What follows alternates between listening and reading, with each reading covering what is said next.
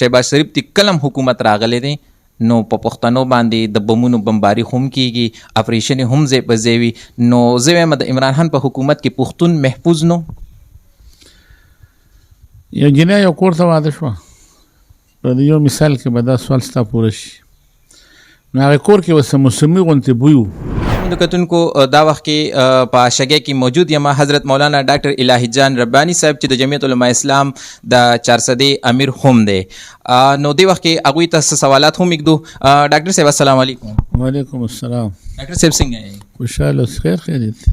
ډاکټر صاحب دا راته ووایي چې د حضرت مولانا شیخ الحدیث محمد ادریس صاحب قاتل اوسه پورې میلاو نشو. تاسو سره 3 ورځې ټیم چې کوم دی د 400 چې کوم د پولیسو هغوی چې موږ به تاسو ته 3 ورځو کې دا قاتل درکو، اوسه پورې د شیخ صاحب قاتل میلاو نشو. بسم الله الرحمن الرحیم. موږ 3 ورځې ډیډلاین ورکړو، بیا هغې سره موږ سره میټینګ وشو. په هغې کې هغې موږ ته تاسې خبر راکړه چې موږ په دې کې تفتیش کې لګیا یو. هغې مزید وغوښته، موږ ولې مزید وخت هم ورکړه. هغې وایي چې یاره دا کیس سخت دی، لکه مثال داسې علاقایي کیس خو نه دی، علاقایي مرګ خو نه دی، لکه دا به لږ پراسس اوږد غوندې غواړي. نو موږ له تاسو لږ ټایم راکړئ. نو هغه ټایم موږ هغې له ورکړی دی. هغې کوشش کې لګیا دي چې موږ ته څه رزلټ راکړي. موږ هغې دپاره بیا 18 تاریخ دلته ورکړی دی. که هغې پورې دوی څه مخې ته راله خو په بېخه کنې نو په 18 جون به بیا مولانا صاحب 400 ته راځي چې هغې کوم لایحې عمل کېښود، په هغې به مزل کوو. ډاکټر صاحب دا راته ووایي چې د شیخ صاحب په قتل کې د چا لاسو کومو خلکو دا وکړو، په څه وجوهاتو، په کومو خبرو باندې؟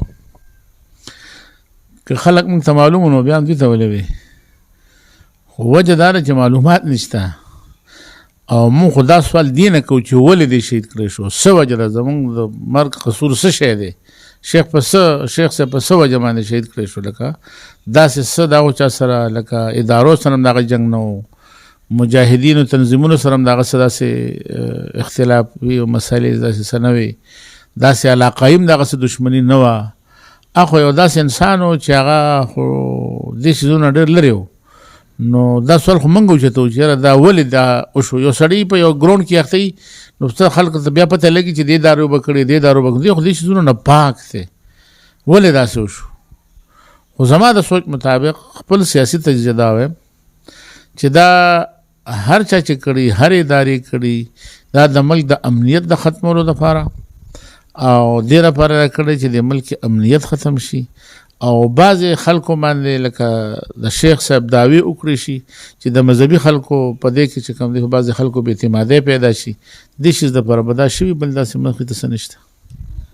ډاکټر صاحب د دې نه مخکې چې موږ وګورو د عمران خان حکومت هم تیر شوی و، په هغې کې نه دهشتګردي وه نه دماکه وه، هغه تاسو روچت شوی، هغه حکومت تاسو وغورځو. اوس کو موږ دې خوا وګورو د شهباز شریف تی کلم حکومت راغلی دی، نو په پښتنو باندې د بمونو بمباری هم کیږي، اپریشن هم ځای په ځای وي. نو زه وایم د عمران خان په حکومت کې پښتون محفوظ نو. یو جنۍ یو کور ته واده شوه، په یو مثال کې به دا سوال ستا پوره شي.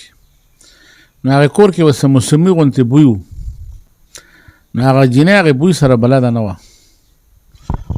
نو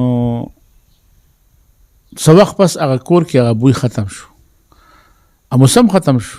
نو جنۍ ورته وایي چې زه څونه خوش قسمته یم او څونه ښه یم چې رالم ستاسو کور کې هغه بدبوی ختمه شوه. نو کور کې یو بوډۍ ناسته وه، وایي بچې بل موسم پورې انتظار کوه، پته به ولګي. نو دا د حالاتو خبرې دي، دا د بعضې حالات داسې راځي چې په هغې کې کله دماکې ختم شي، کله شروع شي. دویمه خبره دا ده چې کیفیکې کې حکومت د دې دی که نه، د پی ټي آی دی. زه به دا سوال اوچت کړم، لکه زمونږ هم حکومت و، موږ سره هم دوی ورانو، د مشرف په دور کې هم د مسلم لیگ قاپ حکومت و، دا نومونه دوی بدې را بدې قاپ او پیکۍ، نو دا یو شی دی. او زمونږ په صوبه کې هم اپریشن نه دی شوی. کله چې فوج سوات ته راته او ملکنډ ته ورسېد، وزیر اعلی ورپسې هغه ځای نه چې کوم دی نو د ملکنډ نه یې واپس کړ چې اپریشن به نه کېږي. نو د صوبې خپل پاور شته، هلته پرېږده نواز شریف چې دلته دماکې کوي، نو دې څه لپاره ناست دی؟ د کور څوکیدار دی، ولې خپل کور ته نشي بچ کولی؟ دا نهلي خو ده، دا خو د پی ټي آی نهلي ده، دا نه چې دا موږ وایو چې د په حکومت کې نه کېده. اوس ولې کېږي؟ اوس پکې څه محفوظ دی؟ دا راته وایي جي ما داسې هم اورېدلي چې د شیخ صاحب چې کوم قاتل او کوم دهشتګرد و د هغه د افغانستان نه راغلی نو افغانستان بارډر زما او ستا دپاره بند دی او د دهشتګرد دپاره کولو دی. دا څوک چې د افغانستان نه راغلی چې څوک د افغانستان نه راغلی نو بیا خو هغه ورسره شریک دی که نه موږ ته خو پته نه لګي د افغانستان نه راغلی دی. دا خو د ادارو داور چې د افغانستان نه راغلی دا خو هغه یو سړی داسې وي که نه په علاقو کې باید سړی په خرابه کې مشهور وي نو چې کله دوی سره ملزم پیدا نه شي نو په هغې ور واچوي. دا خو ورسره خبره وه چې د افغانستان نه راغلی افغانستان نه راغلی دی او که د هندوستان نه راغلی دی او که د هر ځای چې راغلی ذمهواري حکومت دی. موږ په دې کې د حکومت دا بانې ځکه نه منو چې حکومت ناسته دپاره دی د سره د دومره سیکورټي سره لپاره ده دته دونه خفیه ادارې سره لپاره دي د بارډر سیل کړې سره لپاره دی دې په هغې باندې د قوم نه دا دومره تکلیف ولې ورکوي چې دې د ټول ملک مراعات 85% او 75% دوی خوري د ملک د دفاع دپاره او په دغه معمولي باندې موږ خپله زندګي تېرو نو بیا دې دا دعوه څنګه لري چې د افغانستان نه راغلی لہذا که د افغانستان نه راغلی او که د هر ځای نه راغلی زموږ ذمهوار خپل ملک دی موږ بیروني ملک سره تعلق نشته.